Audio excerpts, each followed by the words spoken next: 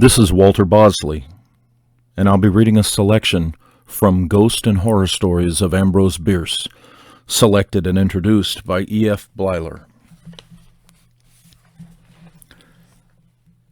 An Inhabitant of Carcosa.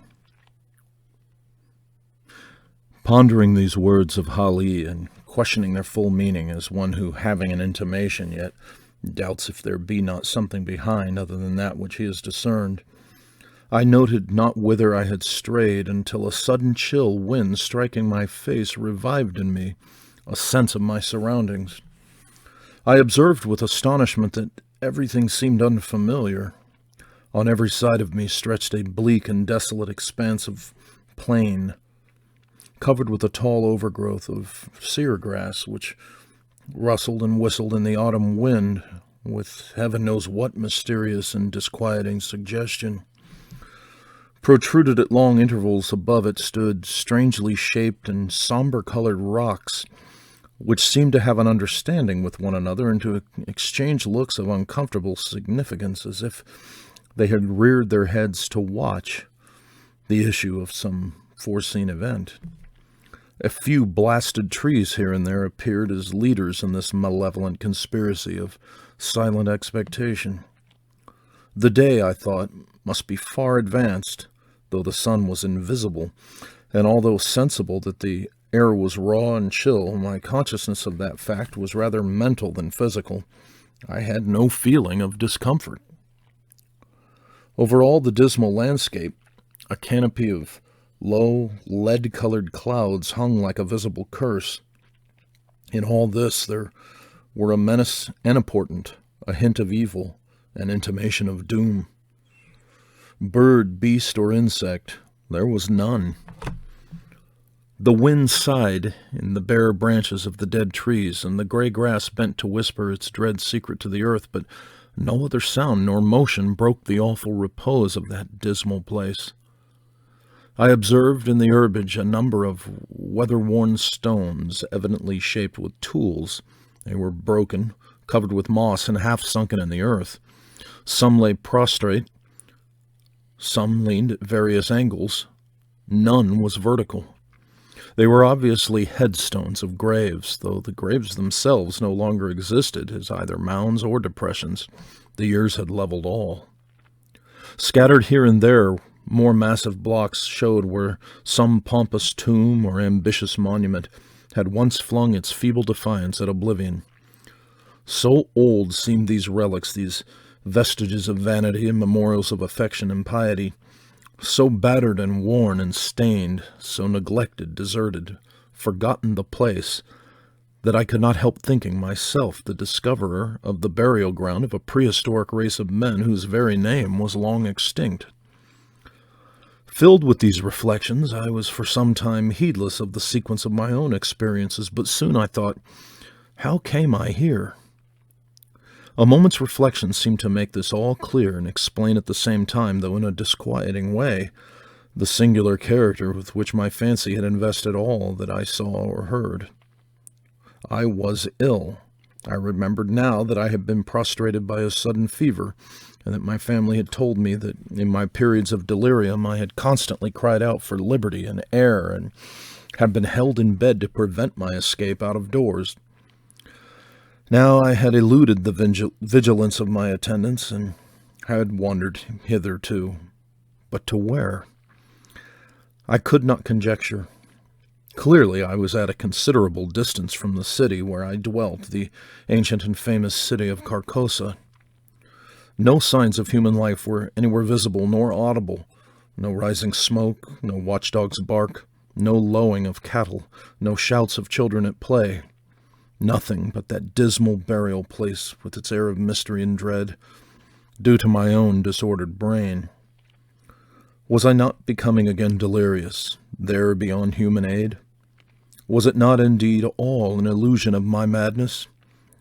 I called aloud the names of my wives and sons, reached out my hands in search of theirs, even as I walked among the crumbling stones and in the withered grass. A noise behind me caused me to turn about. A wild animal, a lynx, was approaching. The thought came to me, if I break down here in the desert, if the fever return and I fail, This beast will be at my throat. I sprang toward it, shouting. It trotted tranquilly by within a hand's breadth of me and disappeared behind a rock. A moment later, a man's head appeared to rise out of the ground a short distance away.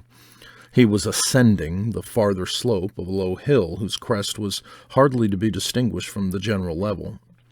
His whole figure soon came into view against the background of a gray cloud. He was half naked, half clad in skins. His hair was unkempt, his beard long and ragged. In one hand he carried a bow and arrow, the other held a blazing torch with a long trail of black smoke. He walked slowly and with caution, as if he feared falling into some open grave concealed by the tall grass. This strange apparition surprised, but did not alarm. And taking such a course as to intercept him, I met him almost face to face, accosting him with the familiar salutation, "God keep you!" He gave no heed, nor did he arrest his pace. "Good stranger," I continued, "I am ill and lost. Direct me, I beseech you, to Carcosa." The man broke into a barbarous chant in an unknown tongue, passing on and away. An owl on the branch of a decayed tree hooted dismally and was answered by another in the distance. Looking upward, I saw through a sudden rift in the clouds Aldebaran and the Hyades. In all this there was a hint of night, the lynx, the man with the torch, the owl. Yet I saw even the stars in absence of the darkness. I saw them, but was apparently not seen nor heard myself. Under what awful spell did I exist? I seated myself at the root of a great tree, seriously to consider what it were best to do. That I was mad I could no longer doubt, yet recognized a ground of doubt in the conviction. Of fever I had no trace. I had withal a sense of exhilaration and vigor altogether unknown to me, a feeling of mental and physical exaltation. My senses seemed all alert. I could feel the air as a ponderous substance. I could hear the silence. A great root of the giant tree against whose trunk I leaned as I sat held enclosed in its grasp a slab of stone, a part of which protruded into a recess formed by another root. The stone was thus partly protected from the weather, though greatly decomposed. Its edges were worn round, its corners eaten away, its surface deeply furrowed and scaled. Glittering particles of mica were visible in the earth about it, vestiges of its decomposition. This stone had apparently marked the grave out of which the tree had sprung ages ago. The tree's exacting roots had robbed the grave and made the stone a prisoner.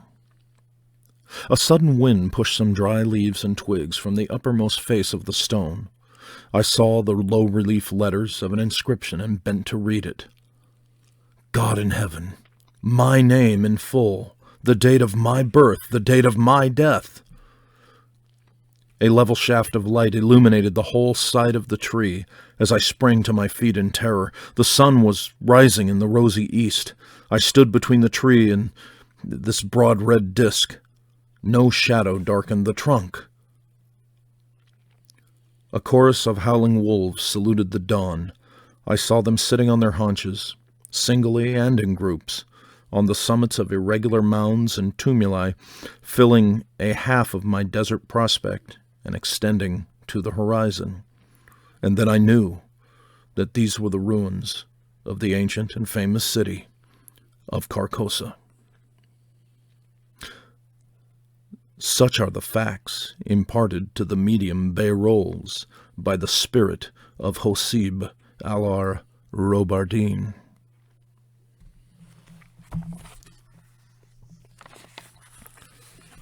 This is Walter Bosley, and I've just read a selection from Ghost and Horror Stories of Ambrose Bierce.